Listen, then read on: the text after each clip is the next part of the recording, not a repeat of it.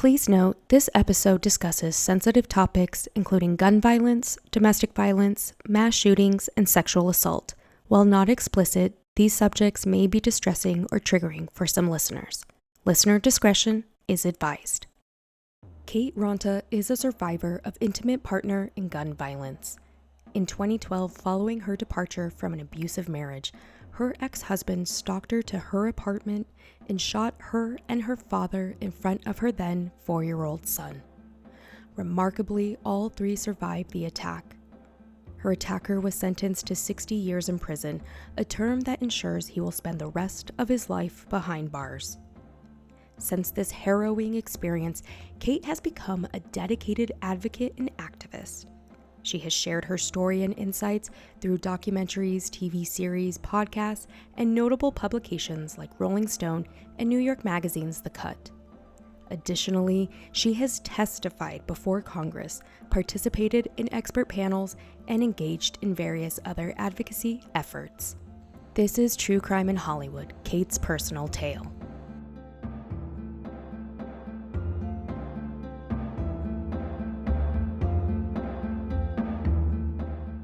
All right, Kate. Well, I'm so excited to finally be sitting down with you and doing this conversation, even though we just briefly met not too long ago. So welcome. Thank you so much for coming on. Thanks for having me. Of course.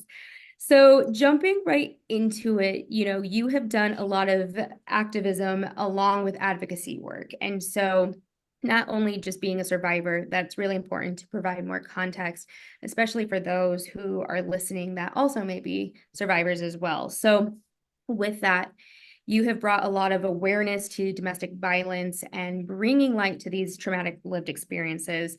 And it's a mission that you're passionate about. Why do you think the media is still fairly hesitant to talk more about this and doing so in a way that's going to help other survivors? I've been doing this for a little over a decade now, and I have had a lot of exposure to media. I still feel that there's a lot of sort of shame and blame around domestic violence, and that women are blamed for the abuse that's happening to them. And I can say, just as an example of some of my own coverage, when we went to trial for my ex-husband attempting to murder my father and me, the local media that covered it, because it was a pretty big story at the time. It was in 2017 in Broward County, Florida. So we had like several networks. It was almost a double homicide in front of a young child. But the coverage seemed to center him and not me or my father or my young son. The thumbnails were pictures of him in court. The headlines were about this, Air Force major attempted murder trial. So, I just felt like, why are we covering him and showing him? Yeah. And not focusing and centering the victims. So that was, a big part of my experience, especially when we went to trial. Right. And so that initial coverage, like for you, especially speaking in the sense of like anybody who might find themselves in that situation, can you walk me through like what happens next once media does start contacting you, and is that an appropriate time, allowing yourself, to be able to verbalize what just happened? What would you say to someone who... Well, it's interesting. I, from my hospital bed, was always willing to talk about this. I was very angry that this had happened at all, and I wanted to scream about it from the rooftops. That's just who I am, and that was my sort of process and journey toward healing. I needed to talk about it. I wanted to talk about it, and I wanted those sorts of red flags out there and ways the system failed me out there. So I was willing to talk about it right away. And I did have a friend reach out to, I think, an NBC affiliate in Miami, and say that I was willing to talk. And they did come to my house. They contacted me and came to my house.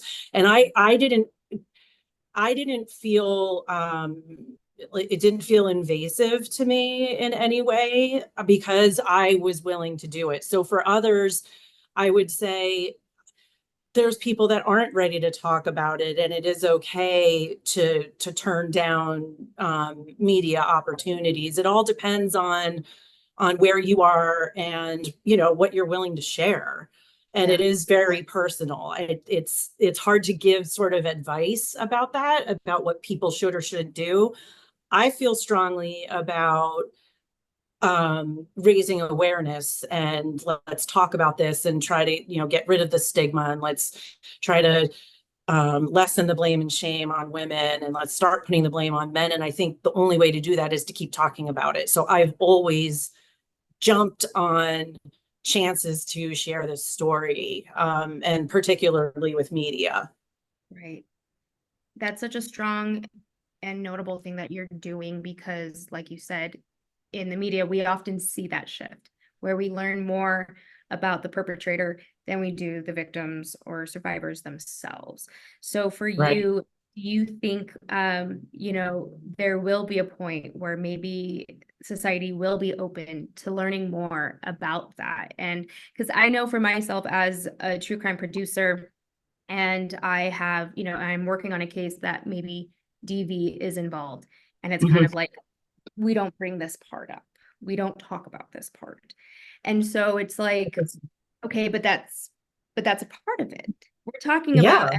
escalation. We're talking about, these very pivotal moments that provides context and answers when it comes to DV and that escalation of it. So Right. where like so like I said, like, do you see that maybe transitioning over a course of time, or is this something that like we're just going to keep hitting a wall with? I would like to hope we're not going to keep hitting a wall with it.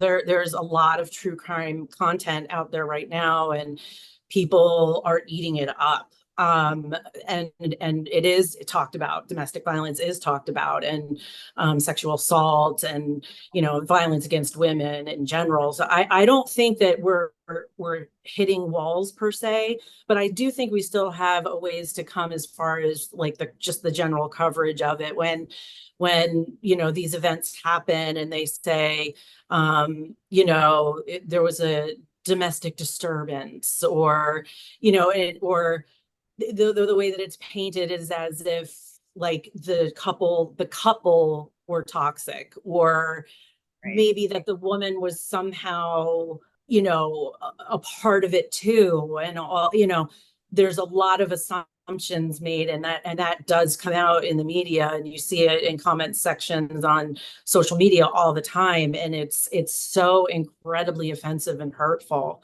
I know that early on I would hear things like, well, did he just snap, Mhm. or like, were you cheating on him, slash did I do something to provoke him? And that was not my experience. Like, Yeah. I was just trying to get myself and my son away from this increasingly dangerous person. I hadn't done anything. The only thing I had done was leave. um but the assumption is just a crime of passion, and those sorts of phrases that we hear all the time in the media do not help. Crimes Yeah. of passion. Did he snap? No, no, he didn't snap. Mine planned it.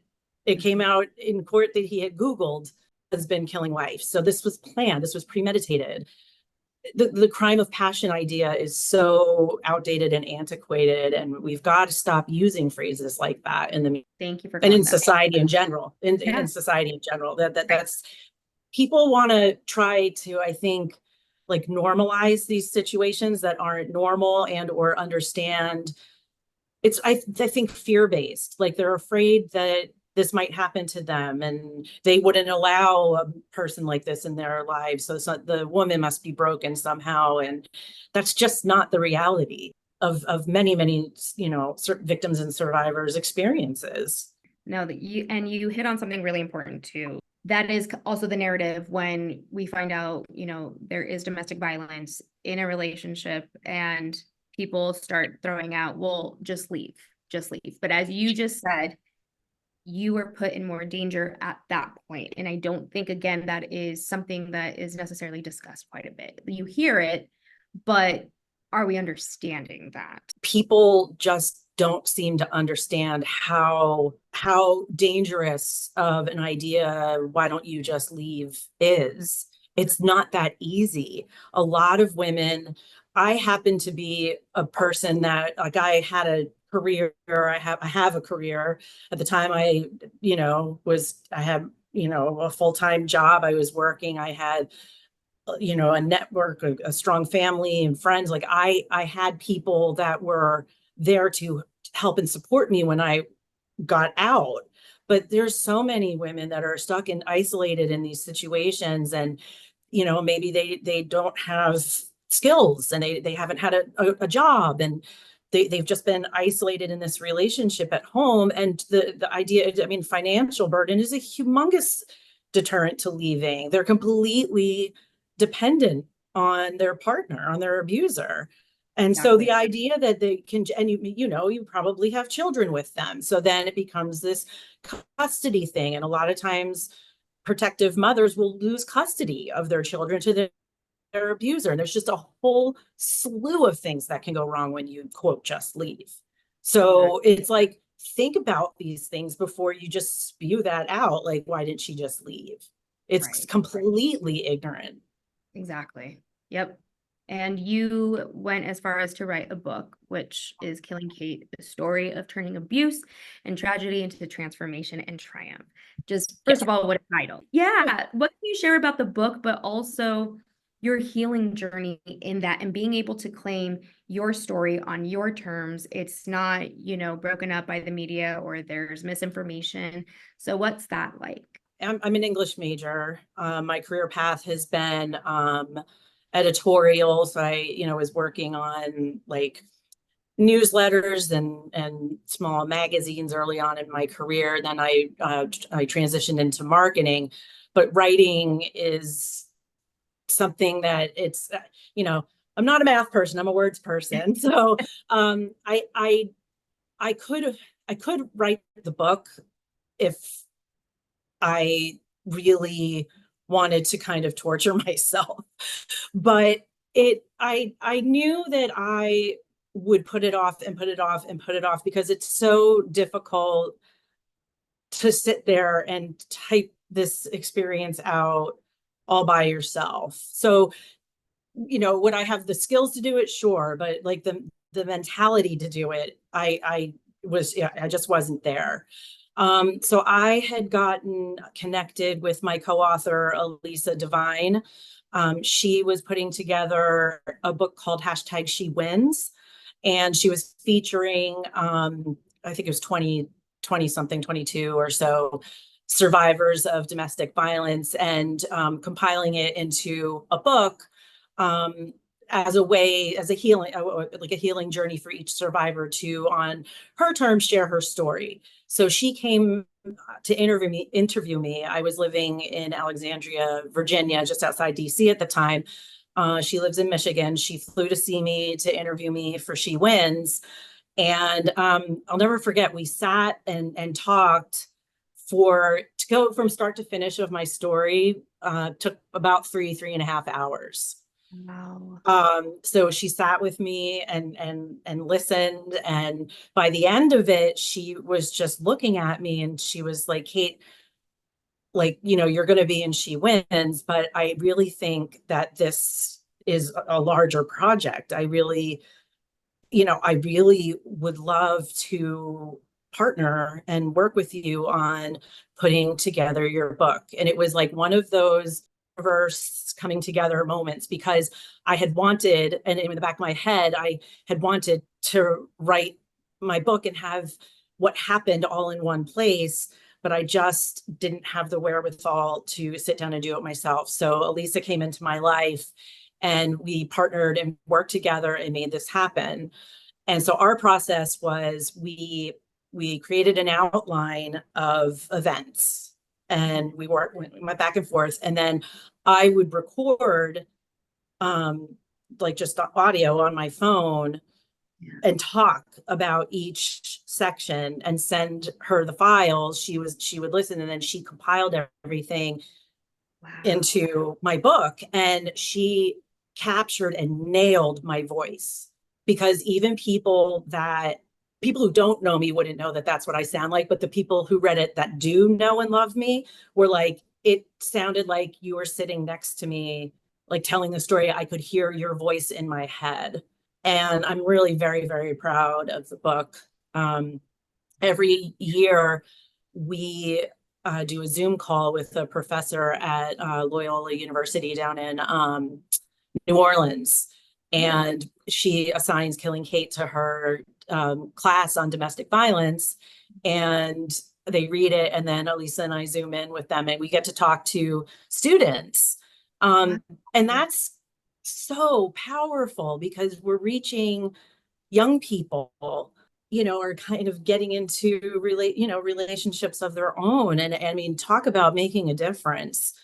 That's, to me, been one of the biggest things that's come out of writing the book, is our ability to participate in our professor's class. That's massive. And you're right, because that is the time where people are really exploring relationships on a deeper level rather than high school. And Right. it does start coming up a bit more. I'm sure it does happen to Right.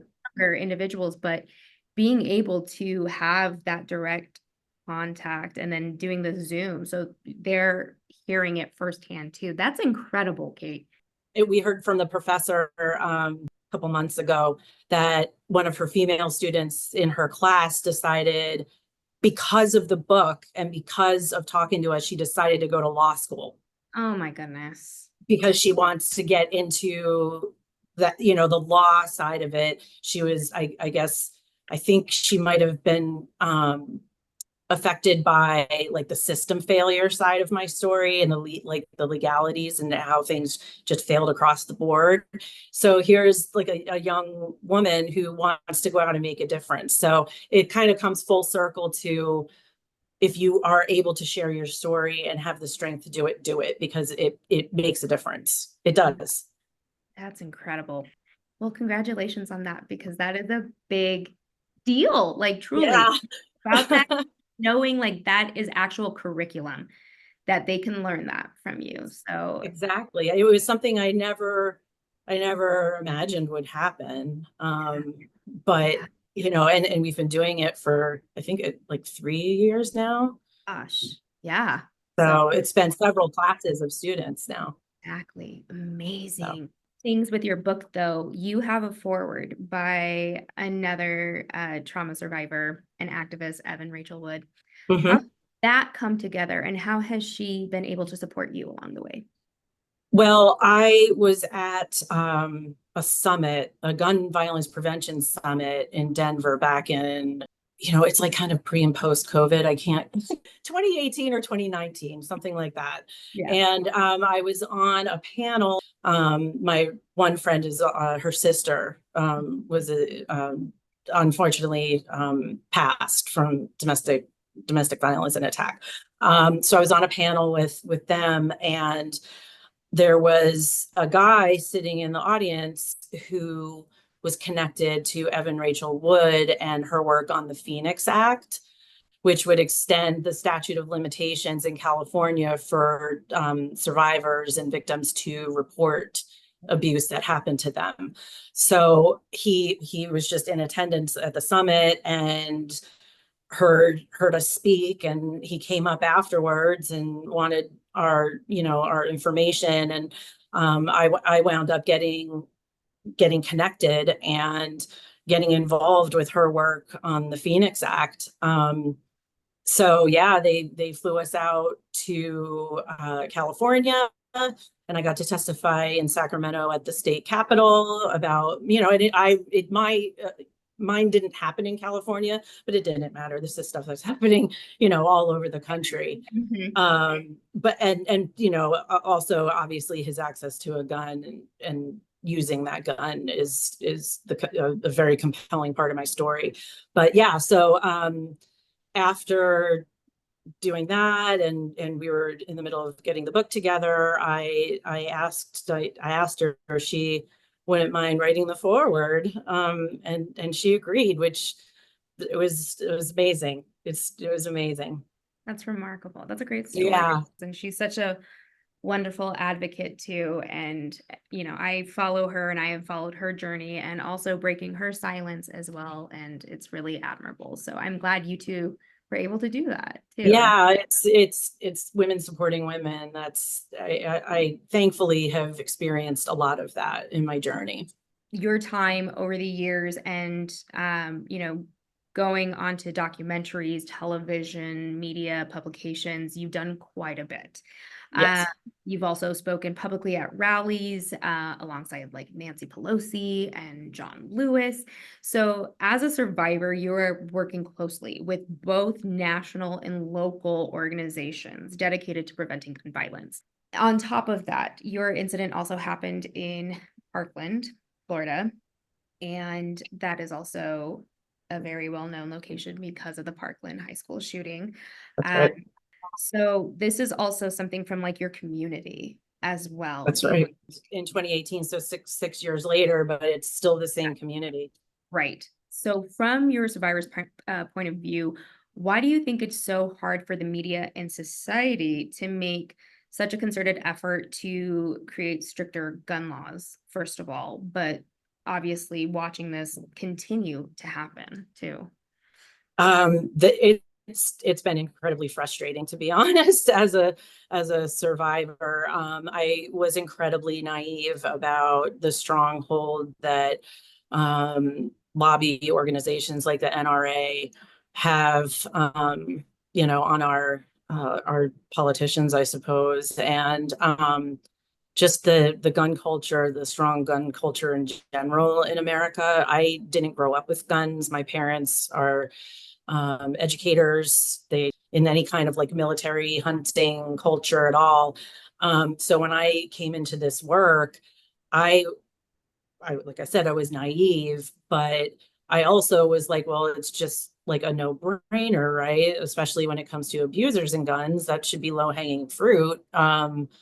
If you're a person that is violent towards your family members, you shouldn't have access to guns, and you're not only dangerous to your family, there's a link between abusers and these high profile mass shootings, that a lot of the times they have violence against women in their pasts. And so it's like, let's not make it easier for them to get guns. But then there was just this Supreme Court ruling back in June, USA versus Rahimi. I did a lot of media around that because it got all the way to the Supreme Court, basically about making it easier for abusers to get guns, and that, if they're under restraining orders, they could still get guns. I was like, how is it 2024 and I've been doing this since really like probably 2014 is when I really started with gun violence prevention. And I was like, how am I 10 years into screaming about this, and now I'm in front of the Supreme Court with my son yelling about, let's not make it easier. Thankfully they did the right thing, and they ruled in the right way to protect women and children. But again, it just comes down to like this strong gun culture and not being able to sort of move the needle in any way about people that feel so strongly about the Second Amendment. Yeah. um and the big talking point you always hear is that it's this slippery slope, and if we take guns away in this, then it's going to affect that, and then they're going to come for all our guns and all of this. And it doesn't make any sense to me. It defies common sense. And as I sit here, I don't understand, and I don't know what the answers are. Yeah. It's incredibly frustrating. Imagine so. And I'm sure very triggering to just keep seeing these Yeah. instances everywhere. I mean, and a good Mhm. portion aren't even reported on at No, times as well. So no. it's like, once again, the logic of that and trying to do that. And it seems like most Americans Right. are okay with some of these stricter laws. We're not saying take away guns entirely, but I can't imagine for yourself like how frustrating that is to just watch this continue and continue and continue, especially It's for awful. And communities. the statistics show that the majority of Americans are in favor of common sense gun laws. It's like 90 something percent. So Right. how can we, I don't understand how we can't make things happen I know. when that's a big percentage of the country Right. agrees with this. So it's the small loud people that allow Yeah. this to continue to happen. I don't get it. It was a big learning curve, and I did have some burnout in like 2016, 17, 18, when things just were not, I was like, why am I doing this? But then you just sort of recharge and Keep going. go back to it. But Exactly. it is incredibly frustrating. Right. So with that being said, you've mentioned that a large component to your story too is that your child was present. Why is it important to shine light on children who have experienced similar traumatic events? Because this is also something that seems like the media, once again, kind of shies from and will kind of pivot and be like, okay, well, here's the story. We're not bringing this up. Why do you think that is? It's maddening to me in a way, because we're a country that purports to care so much about children and the best interest of the children and all of this. And don't even get me started on family court, because the children's best interests are not taken into account in family court. But as far as my son, it's like this ripple effect, right? He was 4 when he witnessed his own father come in and shoot his mother and grandfather in front of him. Yeah. And I can't tell you, I'd be rich if I had like a nickel for every person that has said to me, "Oh, children are resilient. Children are resilient." He remember?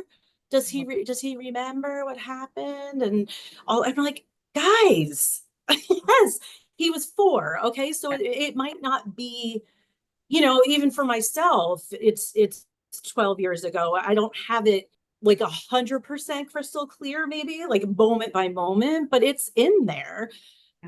He's gonna remember. He was 4. This is childhood trauma. He might not know second by second or have a strong memory second by second of what happened, but he has specific things, and he's talked about it, that he remembers. Yeah. And we I'm very lucky that I have the parents that I have, and we had the support that we had all of these years, because that childhood trauma, William's 15 and a half now.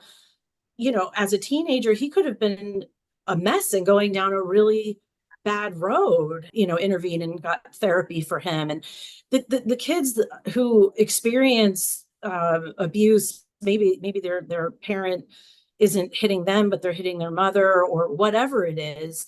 They're highly traumatized, and it's this generational thing and this cycle. And we see it time and time again. And okay, if we care about children so much, we got to do something about this. Right. Exactly. We have to protect them better. We're not protecting them. Right. And minimizing their trauma does not matter. Trauma lives in your body forever. After that, Yes. it's in there. It's in his nervous system. It's however that's going, I mean, produce. I'm a resilient person, and it affects, and the time heals all wounds, and you hear that. And yeah, I mean, okay, sure. There's a lot of sort of platitudes that people like to throw at you when things like this happen, and children are resilient one is the one that makes me bonkers, because it really is just like deflecting. Yeah. It's to people want to feel better themselves, that, oh, he'll be okay. Right. But it And negates the bigger issue. exactly. And you also now also have to configure too that I think about, and I saw something recently talking about this, but I think someone was trying to minimize, let's take Parkland, for example. If they weren't directly affected by the actual crimes itself, it does not matter. That is a Right. traumatic event for them. And Yes. it's like kind of like just so dismissive of children and teenagers. It, And it's like, why? the Sandy Hook Yes. shooting. So that shooting happened only 6 weeks after our Gosh. shooting. I remember like one of my close friends being like, do not turn on the news. Don't turn on the news. It's bad. There's been a shooting in elementary school. It's children, like, don't turn it on. But you know, you can't help but see Yeah. things. But at that point, I wasn't really, I mean, it was only 6 weeks after my shooting. I wasn't involved in the gun violence prevention movement at that point. But even then, before my involvement, I was like, okay, well, I would think that when there's, what is it, 20 dead children and six dead educators, that we'll, we'll be able to do something about guns and gun violence. Like something's going to happen, and they couldn't get anything done. I'm like, so what does it take, you know? And then we've had how many mass shootings since Sandy Hook?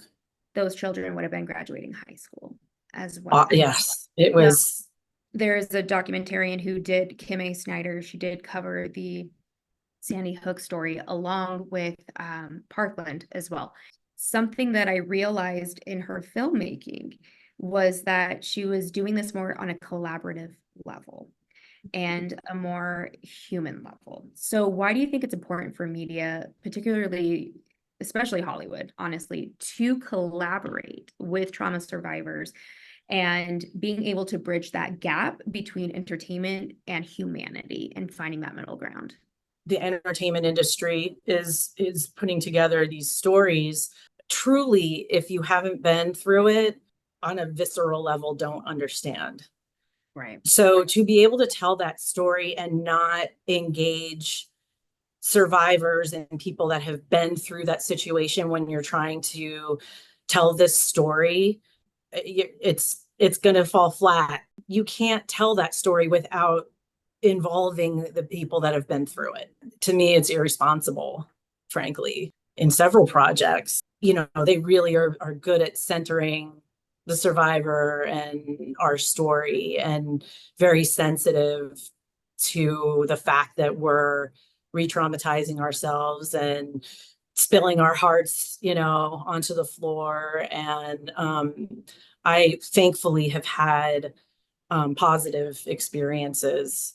The most negative part was the trial coverage, but most of the other stuff that I've been involved with, maybe like media could do a little bit better follow up when they're producing these pieces, because it is so traumatizing for the survivor to be on camera and to answer these questions, these tough questions, and go back to that space again. 2 minute, 5 minute interview, or if you're being interviewed for longer, it's difficult. And I do think that, you know, producers need to be a little bit better about just sensitivity around follow-up. And why don't you send them some flowers, or can we pay stipends for survivors that are doing this? I can't tell you how much free stuff I've done. Yes. You know, for the bigger projects. I've had good experiences, but I do have ideas. Like there's ways, you know, we're not actors when we're involved in these things and we're sharing our stories. No, we're not actors. We're real people. And I know, like, especially like reality television, there's like controversy over payment on that and blah, blah, blah. But if you're like really taking a survivor, a real life person, and putting them in front of the camera and having them, Oh yeah. yes, we're willing, you know, we could take care of them a little bit too. Flowers or chocolate, something. Have hit on so many crucial parts of producing with empathy workshop for producers that I'm smiling ear to ear, because I'm like, aha. Like, I have a survivor saying what I'm saying. Right. Because what I'm trying to do, you know, with this podcast, with this workshop, and what I want to share with Hollywood is exactly what you said. As a trauma survivor myself, I also know what happens to my mind, my body, my nervous system when I'm telling my story again. Even though it's on my terms, you're right. You are reliving that. I mean, right. Yeah. And so it's like, and I try to explain it to people, like, think about going to a therapy session. You are going to share whatever you can remember, but now you have lights, you have camera, you have all of People these people around you, that you strangers don't, right, that you don't know, and you're you're trusting them with yourself and with your story, and that, and it's tough. Yeah. And again, it's easy to write off, well, they're willing to tell their story, so blah blah blah blah. But you're right, you can't help but have a reaction to it, even if you are mentally in a place where, like, I know I'm going to be filming this, and I know, or I'm going to be sharing this somewhere. Even if you're in the mindset, it still affects you. It's still there. And that's because even so, in a process of how, we make a series, I also have to do a pre-interview with people. So it's not just once. That's right. You're right. It's multiple times. And then, That's okay, now we're going to pass you off to the field producer. Now you're going to have a meeting. Now you're going to have to talk about it again and again and again and again. So it's like, I'm trying to bring awareness to that and to have people slow down for a minute. Everything that happens behind the camera, let's really talk about what's in front of the camera and what's actually happening. And I would love to see more survivor advocates on set, which is what I just did with one of the most recent series. And I equate it to like intimacy coordinating. You should have somebody close by. What I always say too is like, you're processing that as you're verbalizing your story, but you don't know if a trigger will come up. You don't know if a repressed memory will come up. And what It's happened to me. Yep. It's happened to me on camera. I believe it. And so it's like removing you from that area, getting you to, a safe space, a green room to bring you back to baseline. Is it appropriate to continue filming that day? Do you cut? Those are all the things that I'm hoping to really accomplish when we're making these documentaries. And I need people like yourself who have done this and who have been doing it for years, and to call it out and say, I'm a real person. I'm not just actor. The subject of your show, or your episode, or whatever it may be. I'm a real person with real feelings, and I'm doing this because it's important to me to bring awareness and to try to help people. But it's still difficult, and I do think that there should be some sort of guidelines when it comes to producing these people, like a trauma therapist type of person, as like on hand.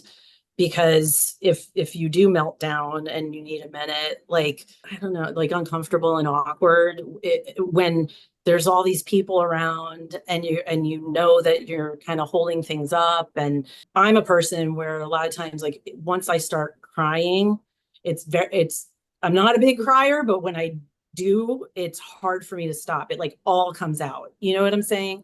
So like, so in situations like that, if you're on camera being filmed and that happens, there should be somebody on that set or in that space that is there to be like, okay, we got it. We need a break. Like, take me into another room.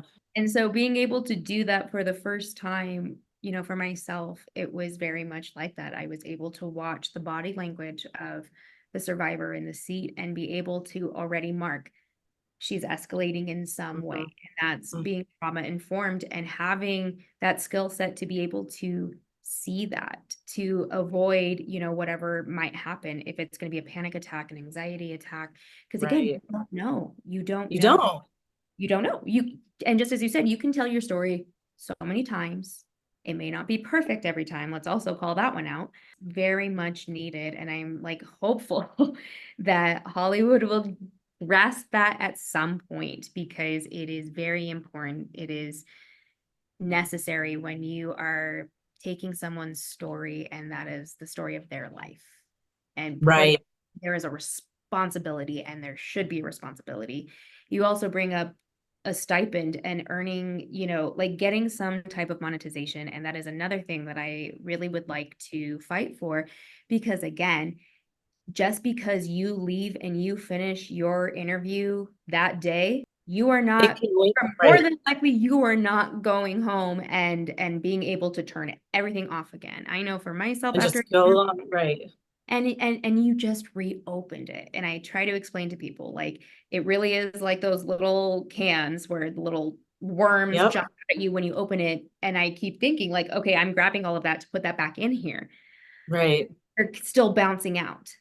Having maybe some type of compensation to then get you to a therapy session if you don't, if you don't have access, Right. or like Right. however that can be done. But it can't just be in and out like you're an actor. Like, okay, bye. Right. Right. And having a little bit of follow-up with you. That is another important thing that I Yeah. do, and I check Yeah, I in. mean, with the stipend and compensation thing, I just think part of it is also, yes, we're spilling our guts, but we're also really giving our time. I mean, we're Yeah. giving, it is our time. And Right. a lot of these things it takes a lot of time. It just seems fair, Yeah. right? To give some kind Look, you right. know, Of something. monetary, I mean, paying for travel and hotel is pretty much the least that can that can be done. Right. So, there's definitely ways to go, but I mean, I'm thankful that the chances I've had, I haven't had like bad experiences like at all, but also I happen to just be a resilient person. It's it really is a person to person thing. Exactly. Now, with that being said, Hollywood and even like social media, if you will, we've kind of talked about this, are very flippant about domestic violence. But Yeah. something that popped up for me actually last night, I was reading about this new Blake Lively film, and Yeah. people are concerned for DV survivors who will be watching this, especially because there is zero trigger warnings. Oh. When we're talking about, again, a script versus real life, why can't these things coexist? And saying, heads up, there is this.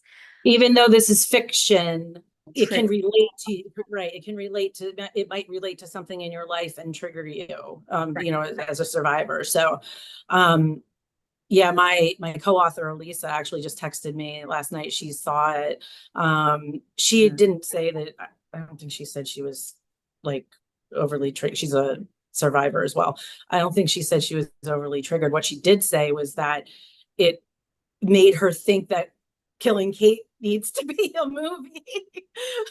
She was like, I could see it because we've been talking about this for a while. But yeah, I definitely agree. I do think that when, even if it's fiction, Yeah. there you've got to like think about real people going and consuming this and watching this. Yeah, you're saying like this is fiction, but again, that's also pulling from very real life. Of course it is. Yeah, it's Hopefully, we get to a point again where we respect our audiences enough to say, this is what is going to go down. Are you in a space that you want to watch this? Because I know for myself, right. if I'm watching a program and I see, a rape scene, I shut Yeah, down and I'm like, okay, I yeah, can get through this. But if I'm in a movie theater and I don't, like it's yeah.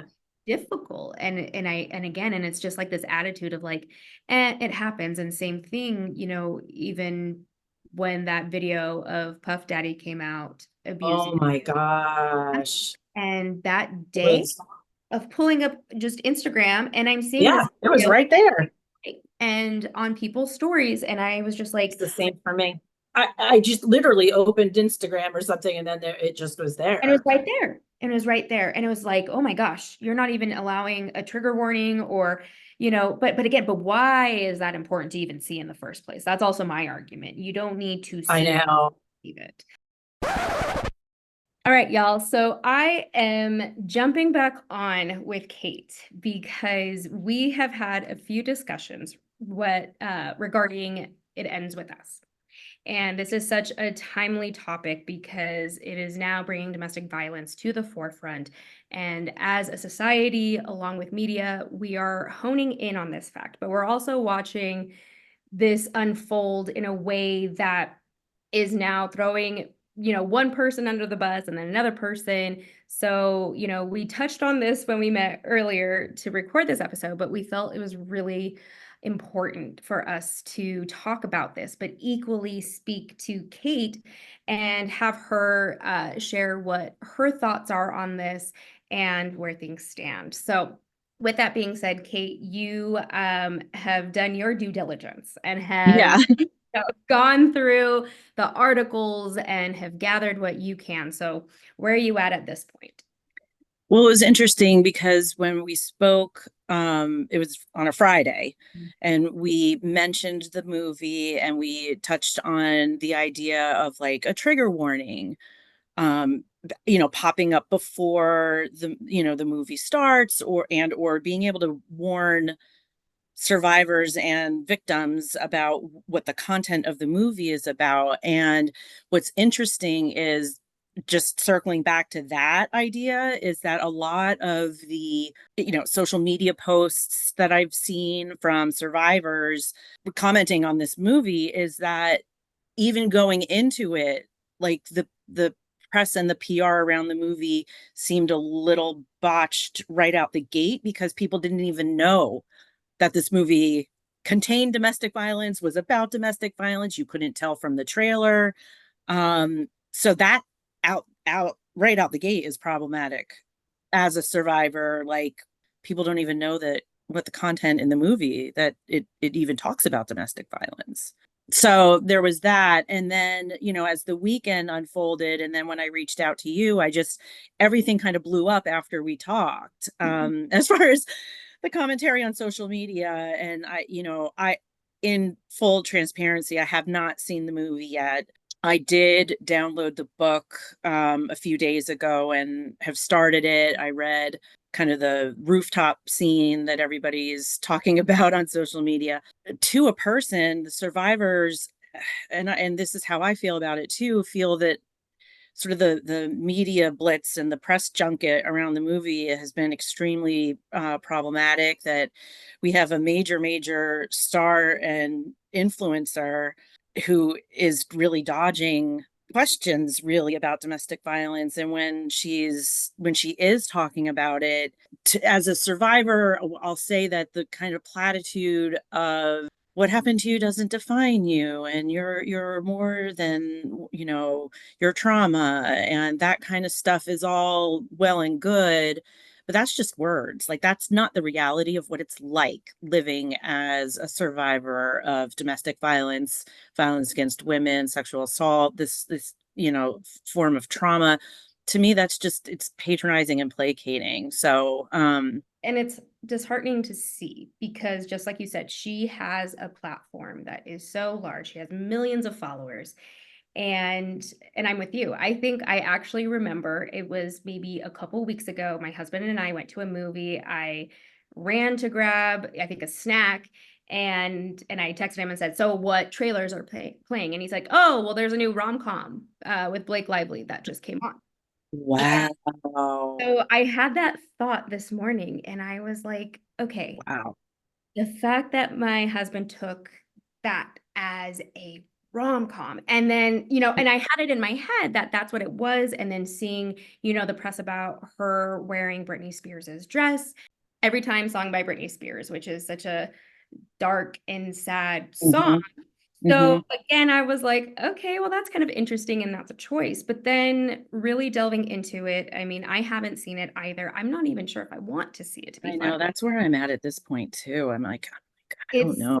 and it's hard, because even watching like Big Little Lies, which was Mhm. another, you know, wonderfully done, I series, thought it was so well done. so well done. And it was Mhm.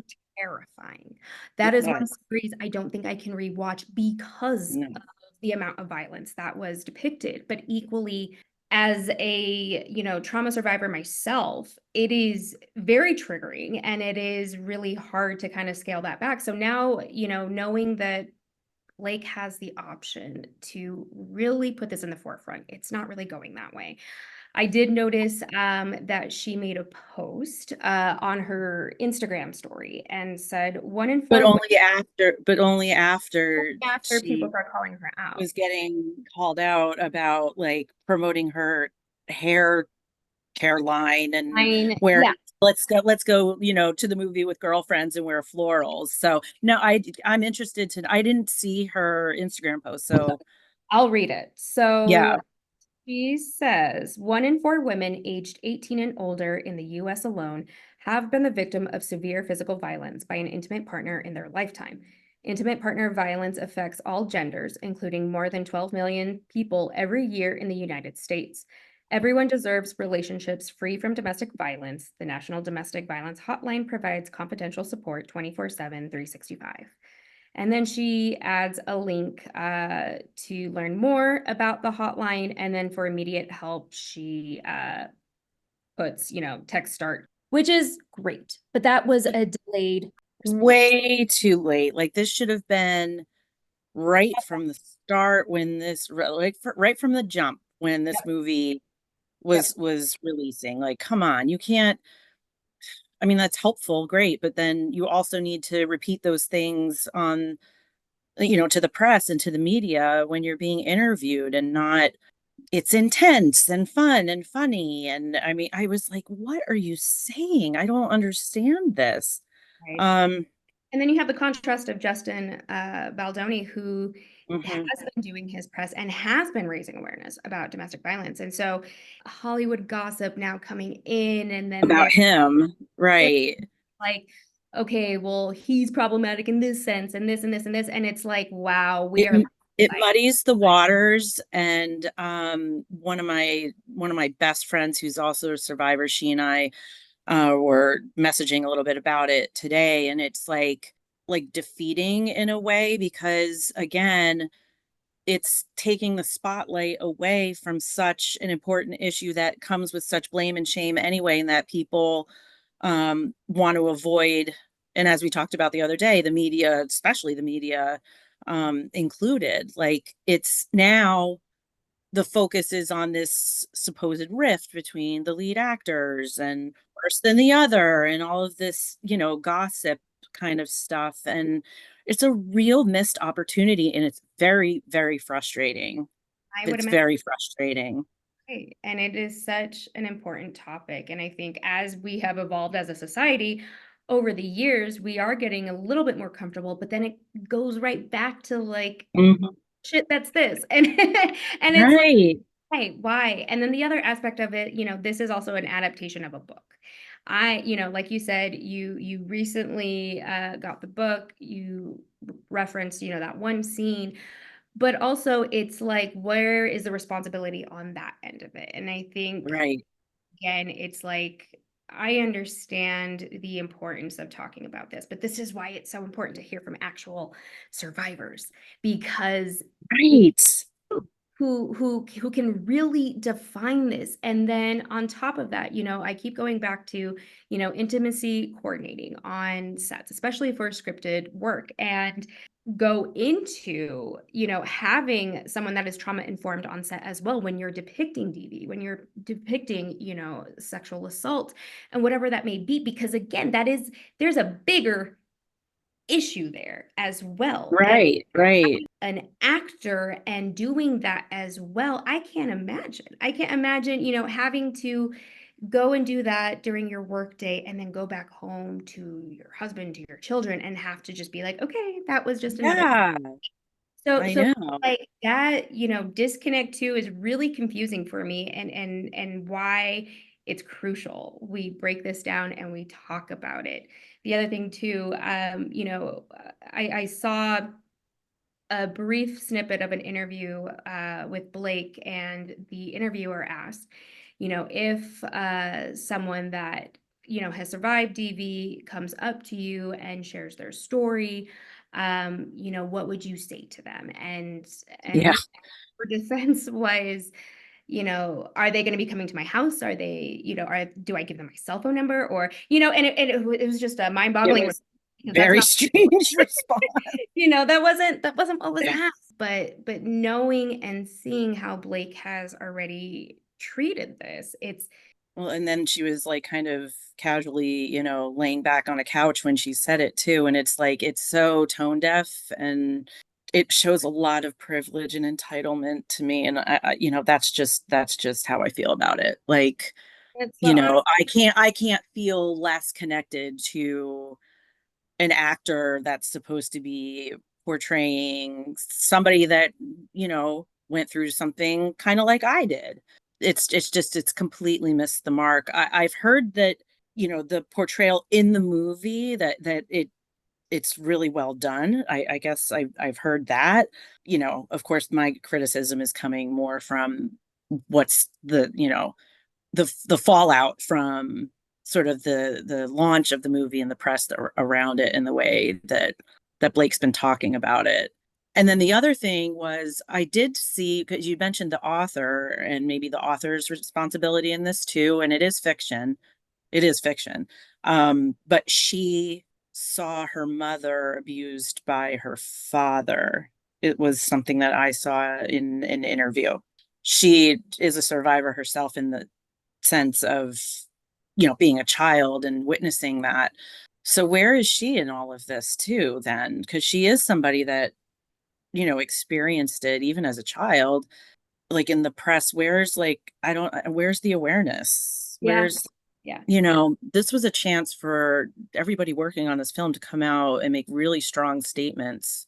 It It's just hard. didn't happen. It just Yeah. didn't happen. I'm glad that we're having this conversation, but it's not going anywhere. It doesn't feel like that. Right. No, I know. All I like, know. I just like picture like little Chihuahua dogs just like barking. Yeah, and everybody has an And like, opinion, but it's like, yeah, okay, well then what do we do with this? How do we do better? And I think that's what this podcast is about because uh, because we see things, I mean, we're consumers ourselves, we see these things, and with social media, you know, people are able to bring their commentary to, you know, the public, to a larger platform. And I'm glad that that's happening. But again, you're right. Like, so, okay, so where do we go from here? You know, yeah, I did see one person make a really good point about, and we talked about this the other day too, sort of the terminology around domestic violence, and I guess referring to the domestic violence in it as intense. yes, yes, right. And the commentator was like, you know, can we not call it intense? It's violence. Like it's not. This is not just. It's so intense. You know, it's that Horror movie waters where, it down. yeah, yeah, Right, this is a crime. This is violence. This is yeah. like terrorism against women. This is not just like, oh, it's just a little intense situation. Again, it's we have to be so mindful about how we talk about this and call it what it is.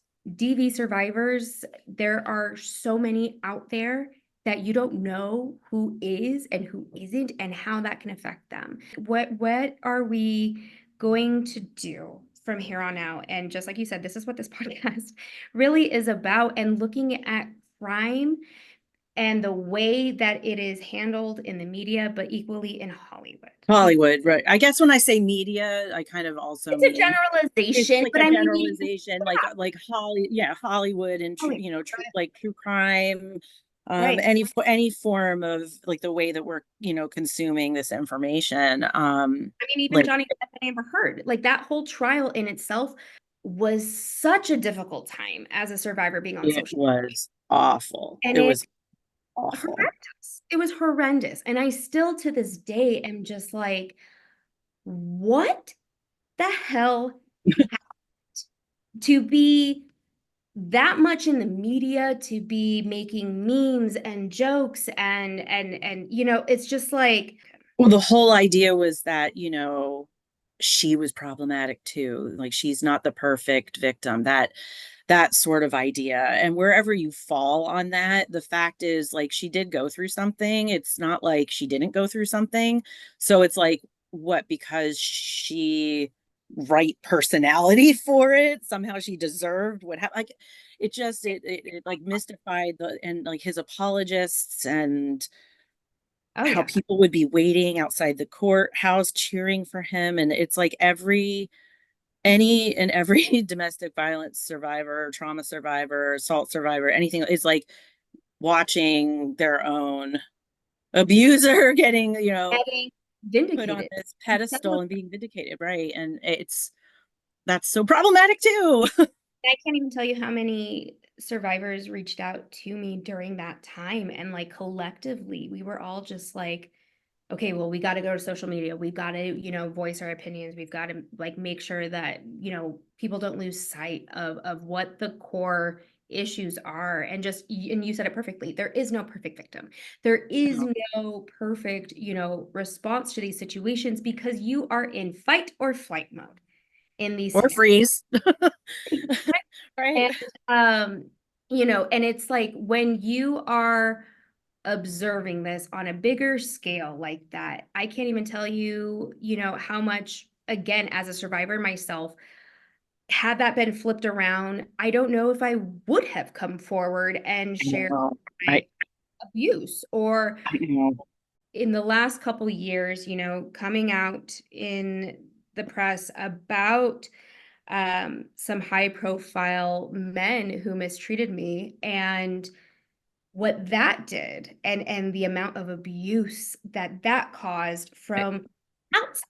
And it's wild to me and it's still happening. Yeah, I have no idea why, as a society, want to continue to hold certain men to some standard where, like, oh, they can't, they couldn't have done that. Like more, I'm talking more about the people that are like really well known celebrities, that kind of the producers, whatever, whoever it is, like, they look a certain way, or because they're handsome, they couldn't have done that. Like, I Mm-hmm. don't understand this concept. And, even on like, mine's, I won't say that my situation's on a smaller scale, but I will say that, my ex-husband was a very attractive man at one time. And I saw him get away with a lot of things with authorities, really because he was like this handsome guy. And you know, when are we gonna stop that? Exactly. I don't know when. Like, oh, he doesn't look like an abuser. Well, what Yeah, does an abuser look like? An abuser can like look like anybody. Just because they're popular or handsome or whatever doesn't mean that they're not capable of being an abuser. 100%. And we see that. And just like you said, we see it I think we see it on a somewhat regular basis at times, knowing that, there are survivors out there who are so brave, who are like, okay, I'm going to address this head on and I'm going to come out. And then you start seeing the ripple effect of more survivors coming out and support in numbers. And I just want to stress it again. There is nothing there for any trauma survivor to come out to speak publicly against their abusers. There is no clout. There is no reason to think that they're chasing fame or anything like that. Money, they're Yeah. doing a money grab. Like, No, come on. no. Why would that? Nobody wants to be known as that. Like, why Exactly. would you? Yeah. Why Yeah. would you want to jump on that bandwagon of all things? It just doesn't. Like, where's the critical thinking? Where is, I don't understand it. This is my best way to try to get this out to people, especially, within this industry in Hollywood, because it also boils down to that too, where it's like, okay, well, I'm still going to keep hiring this individual, even though they have this past history. So it's Yep. what point is it like, where do we hold any of these people accountable? And why are we still, giving them opportunities and platforms and all of this? So it's like, this is the only way that I think that I can right now to try to make this a bigger conversation and really hope people stop and think. And I know that's probably not going to happen for like a good, portion There's of people, yeah, but there's but there are people starting to listen. And and like I said, I'm so happy that something like intimacy coordinating does exist. But on the flip side, we also need to make sure we have some type of trauma informed, person or coordinator on set for scripted and unscripted, and making sure that we don't lose sight as to how traumatic these events are. Even if you are depicting it in art, it does not matter. It does not. That's right. That's right. But And the intimacy, what are they called? Intimacy. intimacy coordinators. So that's a amazing concept, and I'm glad that you're right. I'm glad that they're doing it, but like we need to push that a little bit further, a lot further beyond just that. Exactly. And here I am being like, look, it's got to happen, because I've been on enough sets to know how difficult it is for a survivor to sit with a camera in their face, as you have experienced with Yes. life and people you do not know. And being able to do that and be vulnerable and go back to a place that is so painful, and then having that broadcasted out to the world, and that's a whole other thing too, right? Because it's like in that moment you are so focused on that, but then when you sit back and you think about it and you're like, okay, actually, I'm opening myself up to everyone. Right. And so, and like I said, it doesn't matter if it's unscripted or scripted, there needs to be something in place that is going to, protect people at the end of the day. Like, that's really what it's about, and creating safe sets. And, no one's saying, we don't need to be sharing stories, or, I think there is a great, responsibility in doing something like that. Mhm. On an ethical, path, that's going to make that content so much stronger and so much better. But like I said, we've got to start somewhere. And Yeah. we hear from someone like yourself, who has been screaming it from, no pun intended, from the rooftops. But Like, it's gonna change something sometime. and there is value in your voice, and you a perfect example of the resiliency and the hard work to, make a change, and make a change not just for you. You're trying to make a change for everyone. So I thank you for that, and really having this brutal conversation, It is, but it's so important. It's just so important. And I'm glad that we are having these discussions and these difficult conversations. And, it should be an open discussion at this point. Social media and true crime has very much been like the Wild West, if you will, because people can just read a story of an experience and then make a podcast or make a documentary. Right. And doing so without any type of approval, consent from Yep. somebody.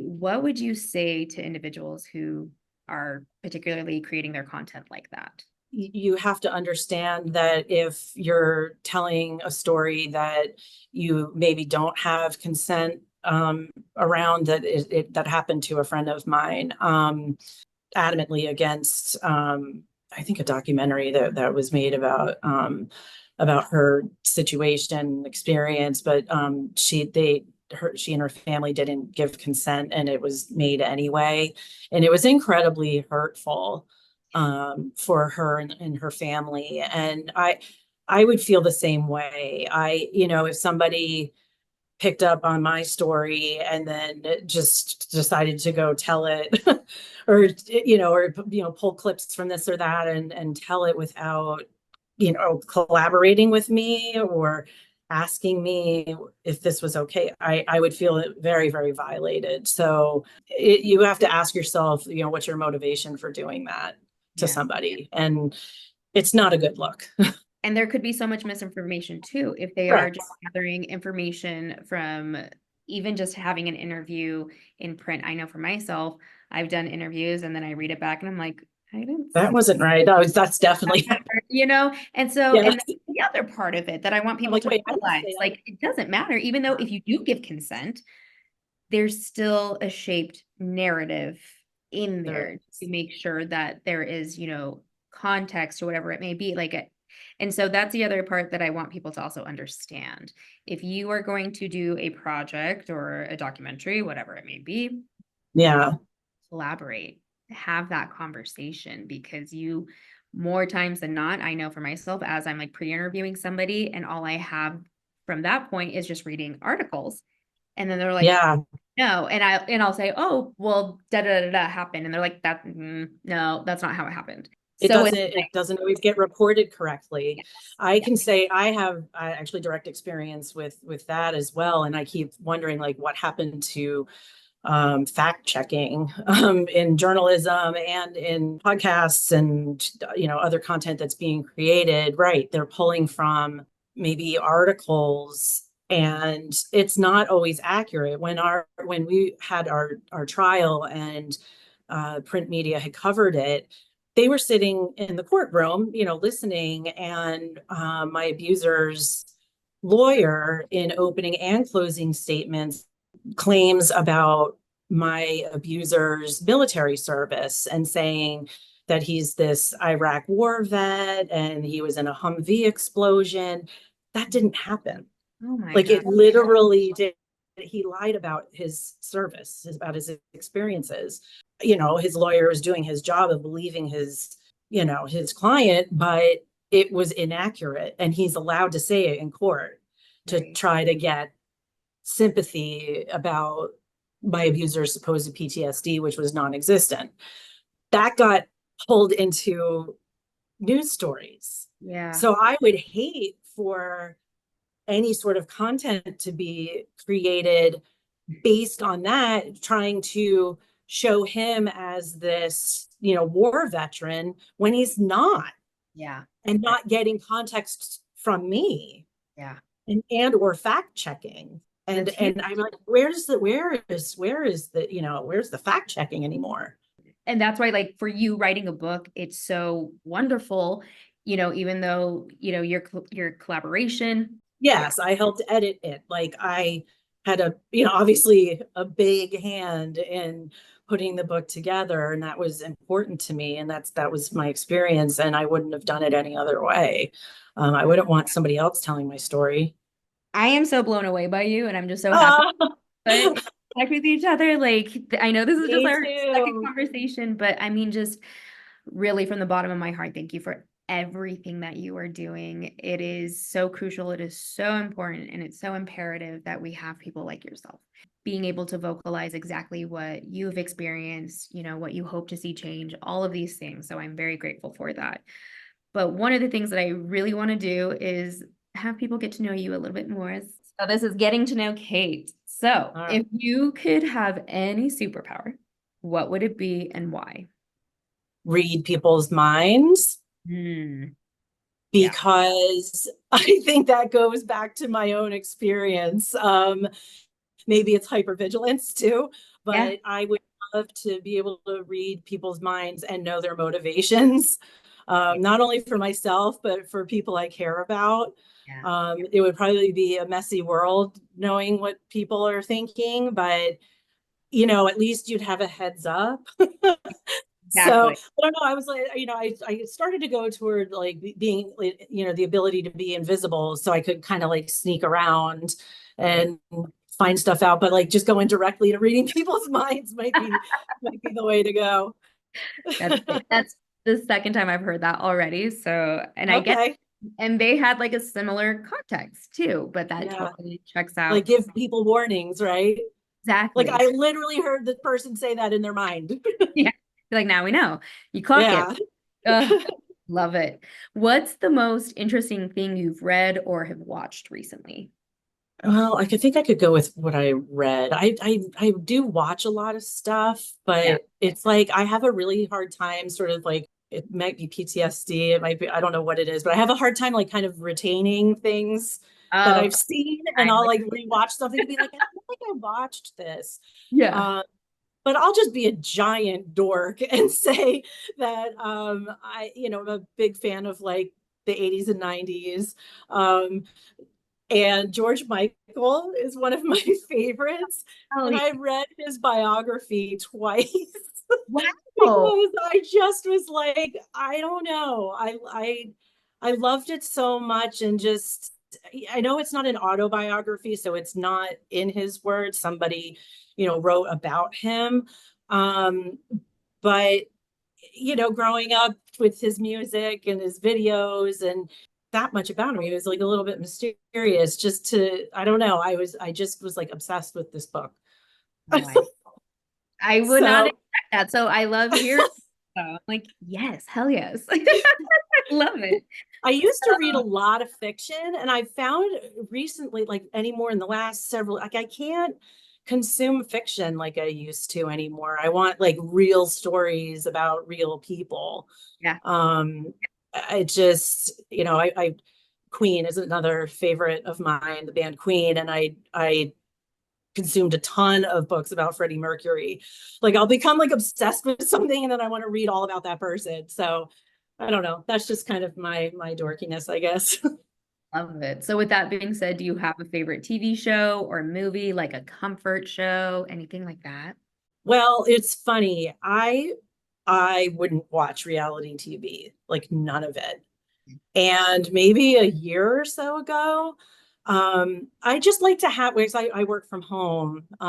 Like I said, I'm in marketing and I work from home and I'm alone a lot, right? I'm not like in the office and around coworkers and, especially like my son will go back to school, so he's not around. And so I'll have something on and I started, like Vanderpump Rules and then The Housewives and Below Deck. And so I've been binging a ton of reality, which I think on some level is like I don't have to think that hard about it. It's that. Right. And you can kind of space out and miss some stuff, or you don't even have to pause and go up like, because I don't know, I'm like ADHD. I'll be like, get up and I got to go do this and then come back down and oh, I got to go do this and go away. You don't even have to pause. Like you can Exactly. You can just keep going because they're fighting about the same thing in 15 minutes. Yeah, exactly. But I also I really do watch a lot of true crime. And I've asked myself why. Like you would think that would be like horrible things for me to watch. But I think I have this like kind of desire to understand these personality types, and there's still something in me that wants kind of the why. Like why was he like this, or why is she like this, or why is this person the way they are. I still don't know if I have an answer. It seems to be just because they want to and they can until they can't get away with it. Something to be said about true crime and awareness raising. Yeah. But Schitt's Creek was my favorite. Schitt's Creek was my absolute favorite comedy. I can't even. It got me through COVID. Moira and David, I just look at them and laugh. So I have a wide range of things. I love it. I relate on so many levels of everything that you just said, but you're right. And I think that's another really important thing too. Like when we talk about PTSD and being able to watch something to just like extract and like disappear for a minute out of your head. Yeah. Yep. Like, okay, so what's the drama this week? You know what I mean? And Well, it's like and I guess if you're somebody like you or me that's been through something, like something big, watching reality TV and the stuff that they like get all upset about and the drama, I'm like, bitch, really? Like, come on. I know. But I love it. But I'm like, But I love it. I Yeah. love it. I'm like, oh. That's incredible. I'm right there with you. Now, you brought up Queen and you brought up George Michael. What other influences do you have? I am big on sort of 80s new wave, so like The Cure and Depeche Mode, The Smiths, that kind of stuff. I love Lady Gaga and Pink. I really am all over the place with music, like Fleetwood Mac, Led Zeppelin, so more like classic, so yacht rock, 70s, easy listening. It just really depends. It depends on my mood. 90s hip hop, you know. My playlists are absolutely ridiculous. I love that. It's amazing. And I'm sure it's like a healing mechanism too, to be able to like jump to different It stuff. is. Well, it's interesting. I read something somewhere and I can't remember where, but it did say about if you're a person that likes to listen to like songs from maybe your youth or teen years or college years, like it's definitely a comfort blanket. For me, I'm very fortunate that I did not have a traumatic childhood. I had a very good, stable childhood. And so when I hear music from, childhood, teen years, college, whatever, like familiar and comfortable and Yeah, that makes you sense. know what I'm saying? That, And oh, something soothing about it. You're right. I think that's huge. I Yeah. don't think I've ever like fully thought about that. And I think you're Yeah, I right. hadn't until I saw something about it. And I was like, that actually makes a lot of sense why my playlists are so heavily like, In the like 70s, 80s, 90s, maybe early 2000s. that probably also comes like with age, because I just realized that too. I don't know what music's popular today.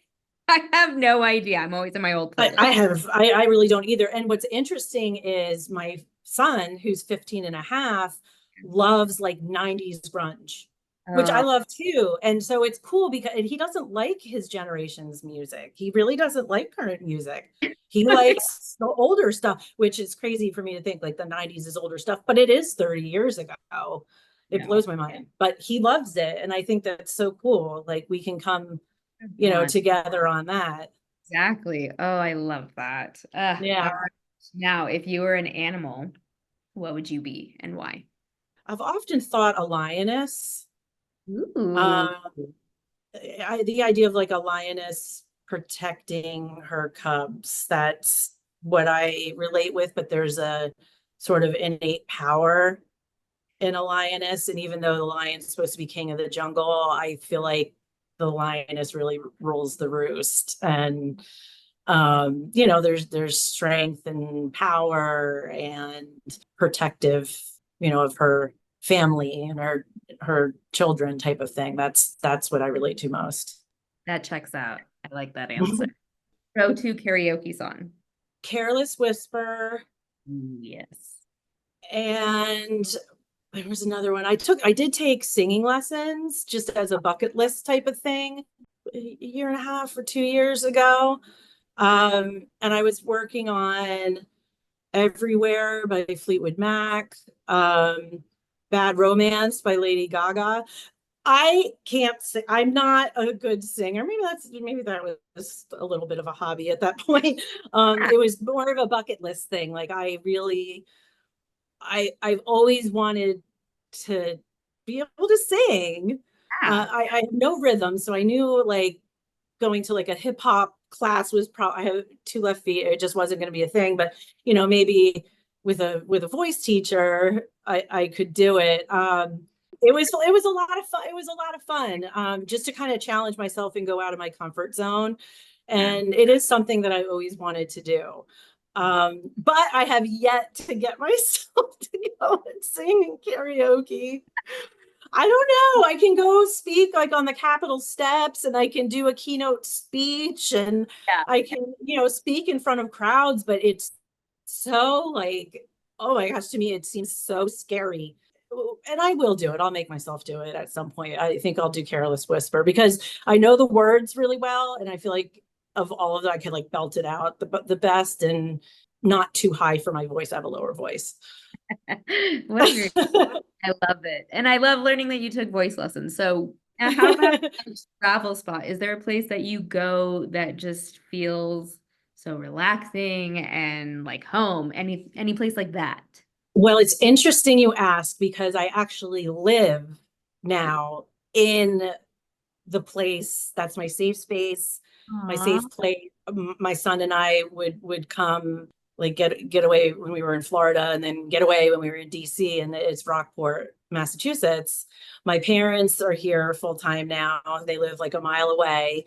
It's on the coast. Like I can sit up in bed and out my window see the ocean. It's like a little Hallmark quaint little town. It's actually, if you've seen the movie The Proposal, with Ryan Reynolds and Sandra Bullock, it's part of it when they're supposed to be in Alaska is filmed actually in Rockport, Massachusetts. Oh yeah, what a fun. Like that's to say, there's so many places here to go, and like you can sit on rocks and just listen to the ocean. I can walk literally around the corner and down the street and be at the ocean. So even in the middle of winter when it's miserable and cold in Massachusetts, it's still beautiful. So I literally live where I would come to decompress. So that's a good thing. But I will say So my last name is Ranta, and it's a Finnish last name. My I'm like half Finnish. My father is from my father's side, is full. Yeah. And I'm taking William, my son, next in about 10 days or so to Finland. We're going to Finland. Oh my. Yeah. So this is big. This is because as he's a rising sophomore. So as you know, the summers are coming and he's winding down high school, we're just not going to be able to travel. And I had a couple like keynote speaking gigs that did pay this Oh, year. So I was like, you know what? I'm you're going to put some of this toward a trip for him, and for me to go to Finland.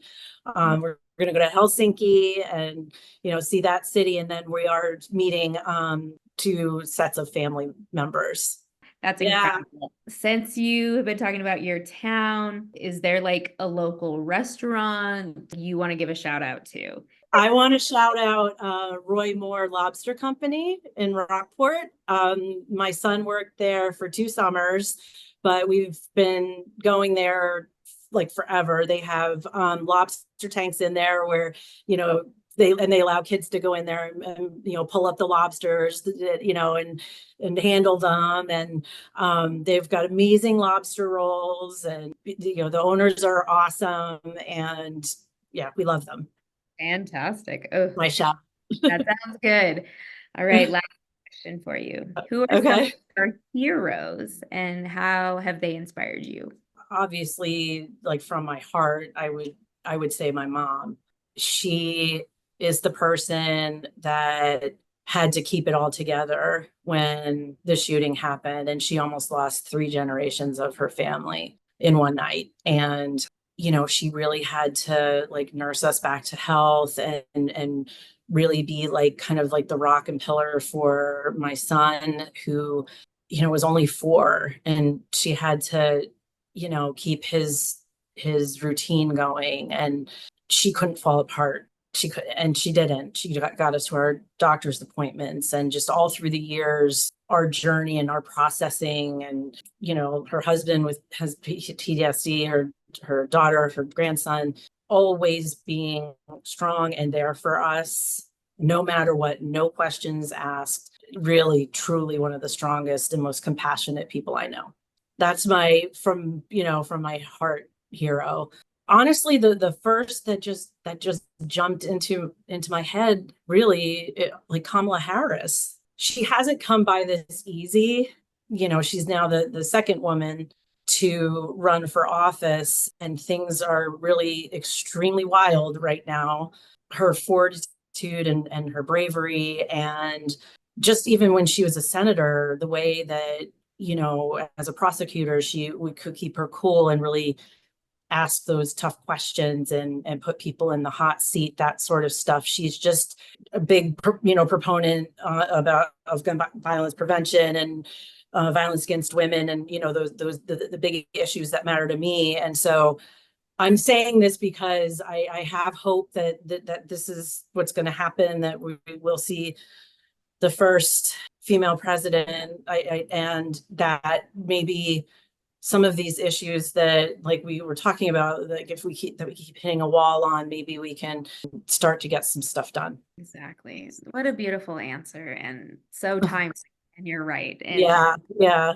to as well step into that, and also advocating, for stricter gun laws as well. And so it feels good. It feels like 2008, but it on does steroids. Like where we need to be heard. We need all these things. I approach it always with some cynicism, just because I think I'm still not over what happened in 2016.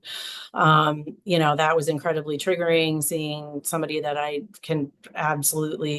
don't need a degree to diagnose that person as like a sociopath or a psychopath, like no empathy, and just a horrible, horrible person. And for that to happen was, for a lot of us that are victims and survivors, to see somebody with that personality that reminds us of our own abusers become the most powerful person in the world was horrifying. Like I couldn't get out of bed the next day. So I'm worried to have a ton of hope, but it does feel there is a 2008 like Obama hope vibe right now.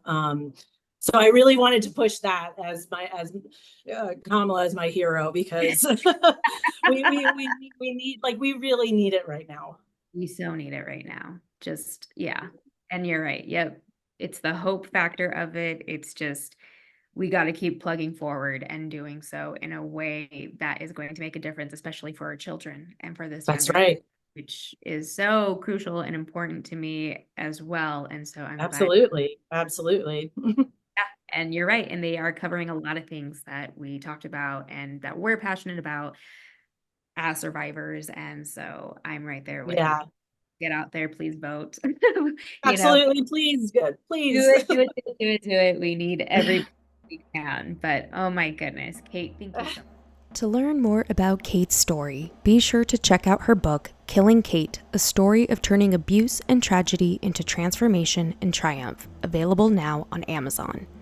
Visit Kate's website to learn more about her story and to view links to her advocacy and appearances by going to www.kateranta.com. You can also follow her journey on Facebook, Support Kate Ranta. Thank you for tuning in to True Crime and Hollywood, A Personal Tale. Be sure to tune in next week when I sit down with Connie Monroe, Senior Casting Producer of Intervention. And as always, remember the victims and embrace the survivors.